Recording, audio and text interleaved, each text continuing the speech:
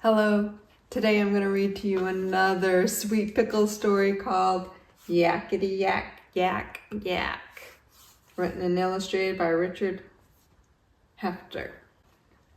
Walrus was riding in Yak's taxi. "Listen to me, Yak," he moaned. "This is important." "Important?" said Yak. "You want to hear about something important? I'll tell you about something important." "Yak, stop," groaned Walrus. "Why, just yesterday," continued Yak, "I was talking to Stork, and he said the same thing. Everybody says that to me. 'Listen,' they say, or 'stop talking,' they say. Well, I just think they're rude. And I say, if you can't wait to hear a person out and feel you have to interrupt all the time, it's just not polite. Let me tell you what Camel did today." "But Yak," wailed Walrus. Camel was just standing there shouting, "Taxi, taxi." "What a silly thing to yell. Anyone can see I'm in a taxi," continued Yak. "Why else would I have a sign on my roof that says, 'Taxi'? It says taxi, and that's just what it is. So when anyone calls taxi, taxi, I stop. 'Yak's taxi service,' I say. That's me. No job too small. We go anywhere. Service with a smile. Out-of-town rates cheerfully given. We get you where you want to go. Leave the driving to Yak.' That's what I told Camel." "But Yak," cried Walrus, "I have to tell you something. Please listen." Then, when Camel got in, she said, "Stop talking and take me to the garage. My truck is broken. Stop talking," she said. "I mean, really, imagine that, telling me to stop talking." "But Yak," yelled Walrus. Why do you think Walrus is trying to get Yak to stop talking? Do you have any guesses yet? "And furthermore, everyone knows I never refuse a passenger, not even Nightingale, and you know what she's like. And I certainly wouldn't refuse Camel, especially when her truck is broken down and she has to get to the garage. No, sir, cheerful service, that's my motto. And another thing, please, Yak," sighed Walrus. "We just passed my house again for the 4th time. You keep driving around and around the block and I'm getting dizzy. Please let me out." "What?" said Yak. "Past your house? Well, why didn't you say something? You have to learn to speak up, Walrus. You can't go around worrying so much. It's not good for you. It can make you dizzy." "But Yak," said Walrus.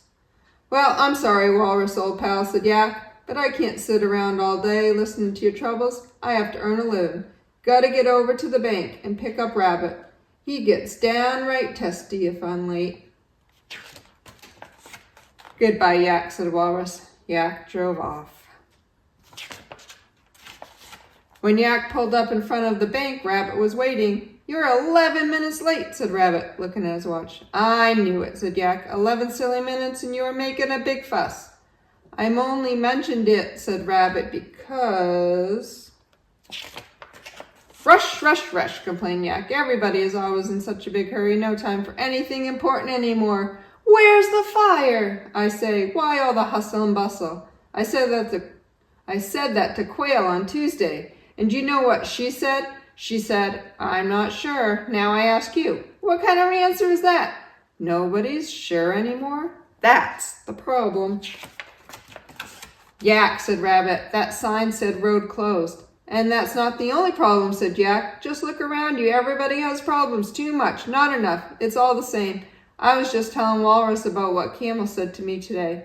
"Yak," said Rabbit, "this road is definitely closed for a reason." Camel just stood there waving her arms and shouting, "Taxi, taxi," continued Yak. "And when she finally got in the taxi, she told me to stop talking. Imagine that, stop talking, she says to me. Folks are always telling me that. I don't understand it. Anyone can see that I'm most agreeable and that I like a good conversation. I'm not picky. I'll talk to anybody, even Nightingale. And you know what she's like." "I'll tell you what's bothering me," said Rabbit. "See what I mean?" said Yak. "You have just driven this taxi into a hole," said Rabbit. "It really is interesting to find out about all the kinds of things that bother people," said Yak. "This morning Walrus was really dizzy. and I figured that he worries too much, and that's what causes these dizzy spells. And that, hey, Rabbit, where are you going?